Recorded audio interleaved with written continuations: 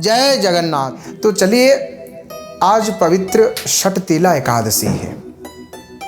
तो षटतिला एकादशी के बारे में और षटतिला एकादशी के क्या महात्म्य है, इसे षटतिला एकादशी क्यों कहा जाता है, इस एकादशी में हमको क्या करना चाहिए, षटतिला एकादशी को हमें क्या करना, कौन सा उपाय करना चाहिए, और षटतिला एकादशी को क्या महत्व है, इस एकादशी का क्या महिमा है, आइए हम जानते हैं।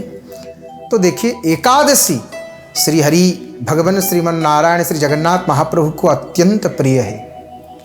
भगवान विष्णु को अगर प्रसन्न करना है, भगवान को रिझाना है, तो एकादशी व्रत अवश्य करना चाहिए। वह हर व्यक्ति, हर जीव को, मनुष्य मात्र से ही एकादशी व्रत सबको करना चाहिए। बहुत बड़ी महिमा है। हमारे शास्त्रों में एकादशी व्रत की बहुत बड़ी महिमा बताया गया है। और जानते हैं, जितने भी व्रत है, व्रतों में राजा है एकादशी, श्रेष्ठ व्रत माना गया है, कहा गया है। शास्त्र बताते हैं कि एकादशी की महिमा, भगवान इतने प्रसन्न होते हैं एकादशी व्रत रखने से, क्या बताएं। तो जगन्नाथ महाप्रभु के इस पावन क्षेत्र में, जगन्नाथपुरी में, हर एकादशी को सभी भक्तजन श्री मंदिर के, जगन्नाथ महाप्रभु के मंदिर के ऊपर जो महादीपक रखा जाता है रात्रि में, विलंबित रात्रि में, उस महादीपक को दर्शन करते हैं और ठाकुर जी को प्रणाम करते हैं, तो मानते हैं कि हाँ, आज मैं एकादशी किया हूँ। और जगन्नाथ महाप्रभु के श्री मंदिर के ऊपर जो महादीपक रखा जाता है जगत कल्याण के उद्देश्य से, कि हे महाप्रभु, जगत का मंगल हो, सभी का कल्याण हो, इसी भाव से दीपक रखा जाता है।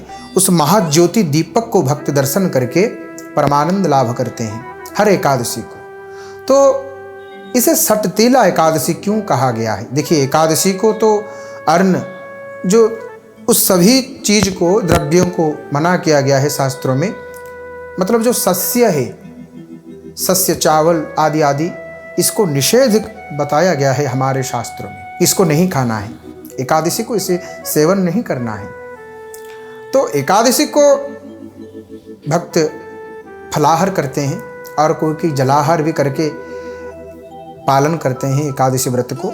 और कई सारे भक्त निर्जल उपवास रखते हैं, कुछ नहीं खाते हैं, कुछ नहीं पीते हैं, बस हरिनाम का आस्वादन करते हैं, भगवान भगवान को स्मरण करते हैं, जाप करते हैं और भगवान नामामृत को पान करके उपवास रखते हैं। तो यह एकादशी षटतिला एकादशी जिसे कहा गया है। षटतिला एकादशी माघ के महीने में, माघ महीने में जो कृष्ण पक्ष, माघ महीना का कृष्ण पक्ष एकादशी को षटतिला एकादशी कहा गया है। षटतिला मतलब, षटतिला का अर्थ देखिए, षट का अर्थ है 6, तिला मतलब तिल, जिसे राशि भी कहा गया है। षट तिल, 6 तिल। ये जो एकादशी है, इस एकादशी को तिल का 6 प्रकार के उपयोग करने से जीवन में सुख और समृद्धि प्राप्ति होता है। ये जो एकादशी है, षटतिला एकादशी, इसी दिन तिल का दान, तिल में स्नान, तिल का हवन, वटन, इसी तरीके से 6 प्रकार का उपयोग करना चाहिए। तो बहुत बड़ी महिमा बताई गई है इसके बारे में। षटतिला एकादशी में भगवान विष्णु को तिल बहुत प्रिय है, अत्यंत प्रिय है तिल।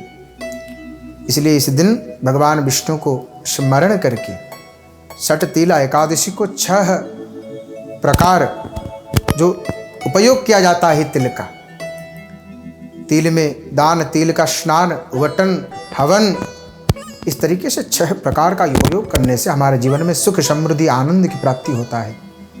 और एकादशी को रात को सोना नहीं चाहिए, उजागर रहना चाहिए। एकादशी के जो विधान है बताया गया है शास्त्रों में, उपवास तो रखना चाहिए, बस जितना शरीर को, इस देह को जितना आहार चाहिए उतना ही लेना चाहिए। बस भगवान का भजन कीर्तन। एक उपवास का मतलब क्या है? ठाकुर जी के सन्मुख विराजमान होकर के बैठ करके ठाकुर जी का ही ध्यान करना, निरंतर ध्यान करना। और हर एकादशी को क्या करना चाहिए जानते हैं?